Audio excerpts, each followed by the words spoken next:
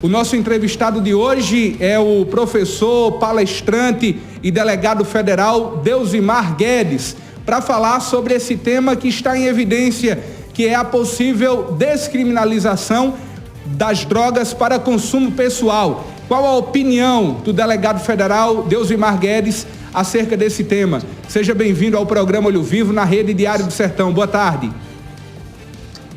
Boa tarde, meu irmão. Boa tarde a todos da bancada, especialmente aqueles que nos ouvem.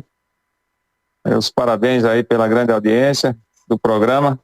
É uma satisfação estar voltando aí, mesmo que virtualmente, aí a nossa querida Cajazeiras, para discutirmos um tema que certamente está mexendo, está impacientando a sociedade brasileira como um todo, que é exatamente essa discussão por parte do Supremo Tribunal Federal sobre a descriminalização do consumo das drogas.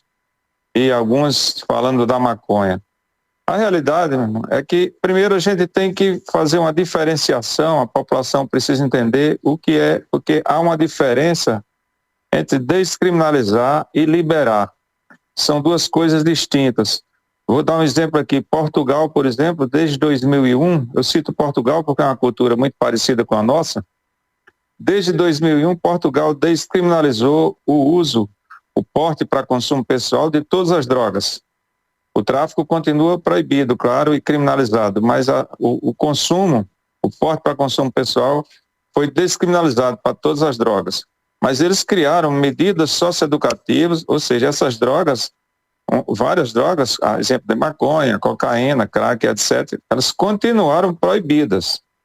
Agora só não é mais crime, é uma penalidade administrativa, que a gente chama de medida socioeducativa.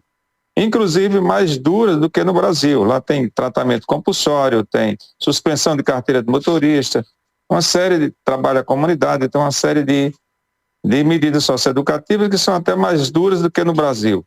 Porque no Brasil atualmente, apesar do porte para consumo pessoal ainda ser crime, não existe mais nenhuma pena privativa de liberdade. É um trabalho à comunidade, participar de um curso educativo ou passar por uma admoestação verbal, ou seja, um carão do juiz. E na prática não está acontecendo nenhuma das três. Então, é crime, mas não está acontecendo punição. Então, a minha dúvida é se o Supremo, ao final dessa votação, ele vai liberar a maconha, descriminalizar liberando, ou se ele vai descriminalizar a maconha ou todas as drogas, e também se elas continuarão proibidas, com medidas socioeducativas, como tem hoje. Porque a maioria dos juristas, inclusive, acham que não é mais crime porte para consumo pessoal, porque essas penas que hoje o Brasil adota, na Lei 11.343, elas não se encaixam no conceito de pena, que tem que ser privativa de liberdade ou de direito, e elas não se encaixam em nenhuma das duas. Por isso que há essa discussão se realmente é crime ou não, e aí foi desaguar no Supremo Tribunal Federal. Agora, uma coisa, na minha visão, é o seguinte: qualquer política em relação às drogas, elas têm que ser sempre no sentido de diminuir o volume de drogas circulando. E qualquer política que venha flexibilizar, como é o caso da descriminalização ou da liberação, qual seja, isso em relação a qualquer comportamento, ele tende a se repetir mais frequentemente. Por exemplo, se a gente deixar de ser irregularidade o uso do capacete ou o uso do cinto de segurança, vai haver uma tendência de muito mais pessoas não usarem capacete, não usarem cinto de segurança e, claro, os danos para a sociedade vão ser muito maiores. E com as drogas, certamente, não será diferente. Professor Deusimar, na sua opinião, o senhor que lida há muito tempo, há vários anos, diante dessa realidade e conhece muito bem os males que as drogas causam na sociedade como um todo, essa discussão, do ponto de vista do consumo pessoal, ela abre, na sua opinião, na opinião de Deusimar Guedes, ela abre a precedência para uma banalização do consumo de drogas? Acredito que sim, acredito que sim. A menos que se fizesse, antes de acontecer essa descriminalização, se passasse primeiro por um período de 5 a 10 anos, no mínimo, de campanhas educativas com crianças desde os primeiros anos de vida, alertando sobre todos os riscos, sobre todos os males dessas substâncias. Que aí, quando essas crianças já já bem informadas, quando elas chegassem na idade da adolescência, que é do maior risco, elas estariam, de certa forma, preparadas para decidir e dizer sim ou não ao consumo da droga. Mas é simplesmente descriminalizar. E isso aconteceu em todos os países do mundo. Onde houve essa flexibilização, onde houve a descriminalização, aumentou assustadoramente o consumo e as consequências relativas a esse uso indevido de drogas. Então, aquilo que eu disse, só acredito em campanhas que realmente sejam benéficas à sociedade, em políticas públicas que sejam benéficas à sociedade, e em se tratando de drogas, se elas forem no sentido de desestimular o consumo de drogas. Isso, inclusive, em relação às drogas terapêuticas. É só tomar o remédio se for passado, se for prescrito por um profissional competente. Então, qualquer política que vier a flexibilizar, como é o caso aqui da descriminalização, há uma tendência de aumento do consumo e grandes prejuízos para a sociedade, em especial para a juventude, que é a faixa etária mais vulnerável, é a presa mais fácil para esse mal. Deusimar Guedes, quais são os principais malefícios das drogas na sociedade? O que o senhor conseguiu acompanhar de perto e enxergar e ver durante toda a sua trajetória, acompanhando famílias, pessoas envolvidas com as drogas, tantas e tantas realidades. O que é que a droga causa realmente na sociedade? Olha, a droga, primeiro, eu costumo dizer que o maior problema relacionado à droga, ao uso indevido de drogas, não é nem a dependência, o vício, porque é uma parcela menor que vai se tornar dependente, seja do álcool, seja do cigarro, seja do remédio para dormir. Então, a dependência não é o maior problema, é um grande problema, mas não é o maior problema. O maior problema ainda é o que as pessoas fazem quando estão sob efeito de drogas, porque pessoas normais, ordeiras, sob efeito de substâncias psicoativas, elas terminam fazendo coisas que jamais fariam se estivessem lúcidas. E aqueles que já têm alguma predisposição, algum distúrbio psiquiátrico, sob efeito de drogas, terminam fazendo coisas inimagináveis. Então, os prejuízos das drogas vão desde aquele adolescente que vai abandonar a escola, ou que vai abandonar o trabalho, ou que vai ficar mais agressivo, que se vai se envolver com criminalidade. Então, ela vai desde esses problemas sociais e familiares até os problemas de saúde em todos os aspectos, seja no aspecto físico, seja no aspecto psicológico. Então, é uma doença que atinge, a dependência química é uma doença que atinge não só aqueles usuários contumados, aqueles usuários que usam de forma abusiva, mas também toda a família, porque quando alguém numa família está envolvido de forma doentia, está dependente da droga, ele termina atingindo a todas as pessoas da família e, é claro, a sociedade como um todo. Vamos agora a Souza, Bruno Rafael, professor Deusimar Guedes, tem também o questionamento, está agora na cidade Sorriso da Paraíba. Bruno Rafael, boa tarde. Olá, boa tarde para todos e para todas, boa tarde para o entrevistado.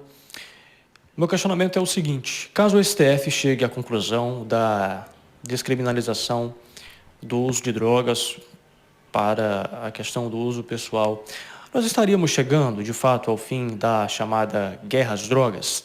Se sim, na sua visão e na observância do que aconteceu no país nos últimos 4 anos, existe a possibilidade de essa discussão se estender cada vez mais e ganhar um peso, ou seja, ficar mais consistente, mais pesada, mais robusta no campo político?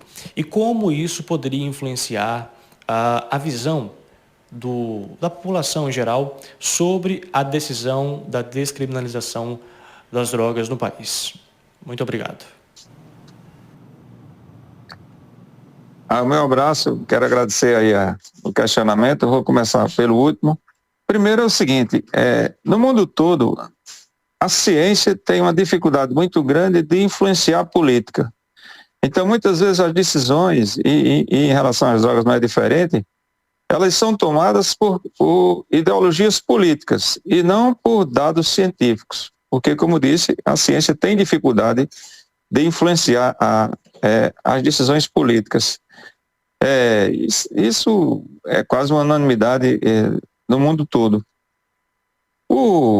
todos nós, sociedade como um todo, o que é que quando a gente está vendo a locupletação, o enriquecimento ilícito das organizações criminosas. E o principal braço lucrativo financeiro das organizações criminosas hoje no mundo todo é o tráfico de drogas. Então, e claro, a reboque vem uma série de homicídios, uma série de degradação social em relação a isso. Então, até mesmo eu vejo que aquelas pessoas que defendem a descriminalização, a legalização, o fim da guerra às drogas, que eu até não gosto dessa palavra guerra às drogas, porque a droga é uma coisa inanimada, é um objeto inanimado, não tem vida. A droga não briga com ninguém, né? A guerra termina sendo contra as pessoas e não contra a droga em si. Eu acho que a discussão em relação à droga, ela não avança mais, não tem avançado mais por conta que ela é muito mais ideológica do que científica. Então, as pessoas são contra ou a favor mais por questões ideológicas e científicas, com grande emoção e com pouco conhecimento em relação a isso. Então, primeiro, se fizer uma pesquisa, não tenho dúvida, se fizer qualquer pesquisa hoje no Brasil em relação à descriminalização, a grande maioria da sociedade vai ser contra a descriminalização. Até porque a sociedade faz uma confusão entre descriminalizar e liberar. E como eu disse no início, são coisas distintas. Pode-se descriminalizar o consumo e continuar proibido, até com medidas socioeducativas mais duras do que as que tem hoje, né? No Brasil. E que aí a diferença vai ser que não vai ter mais a interferência do juiz, vai ser do Ministério Público e com os psicólogos, assistentes sociais, as comissões que vão aplicar essa medida socioeducativa. Desde que elas sejam efetivas, certamente não teriam grande problema. Só que a gente sabe que no Brasil a gente tem leis demais, burocracia demais, até costumo dizer que se a burocracia oficial entrasse no tráfico de drogas, o tráfico é brabo. Então, acho interessante a discussão, acho bom que ela atinja a sociedade, porque quando a sociedade participa, ela também adere melhor à causa. A gente teve o exemplo aí do tabaco, né? Nós somos um dos países do mundo que mais diminuiu o consumo de tabaco, sem precisar tornar ilegal, mas teve a legislação federal, estadual, municipal, e hoje qualquer um de nós é um fiscal. Se alguém acender um cigarro no ambiente fechado, todas as pessoas já botam ele para fora e tal. Quer dizer, mas qual foi o sucesso disso aí? Não foi a lei em si. A lei é importante, mas ela não é o item mais importante na minha visão. O mais importante é que se consiga, de alguma forma, sensibilizar a sociedade para que ela adira à causa. Então, confesso que eu não vejo o consumo vai aumentar. Uma vez descriminalizada, não tenho dúvida que o consumo vai aumentar. E a faixa etária mais vulnerável também vai consumir muito, que são os jovens, que, claro, é onde a droga é mais danosa. Agora, em geral, não seria um grande problema desde que se empreendesse as campanhas educativas, preventivas e que se aplicassem as medidas socioeducativas, continuando a droga proibida e não liberada, porque, repito, faço essa distinção. Legalizar é uma coisa e descriminalizar apenas, continuando proibida, é outra coisa bem diferente. E é isso que eu torço que aconteça no Supremo, que mesmo que venha a descriminalização, eu gostaria que não viesse, que primeiro se empreendesse as campanhas educativas por alguns anos para poder chegar nesse estágio da descriminalização, porque em qualquer lugar onde aconteceu a descriminalização, não tirou o ganho do traficante, porque ele continuou vendendo drogas que não foram descriminalizadas, ou vendendo droga, a droga descriminalizada potencializada. Você tem maconha com 3% de THC, que é o princípio ativo, com 5%. Quando se legaliza, se cria esse nível máximo de concentração, e aí hoje nós temos maconha sintética com 90% de THC. Então, a Holanda, o Uruguai, Portugal, qualquer lugar, Canadá, todo canto onde houve a descriminalização, mesmo assim os traficantes continuaram ganhando dinheiro do mesmo jeito, vendendo aquelas não descriminalizadas ou aquelas descriminalizadas mais potencializadas.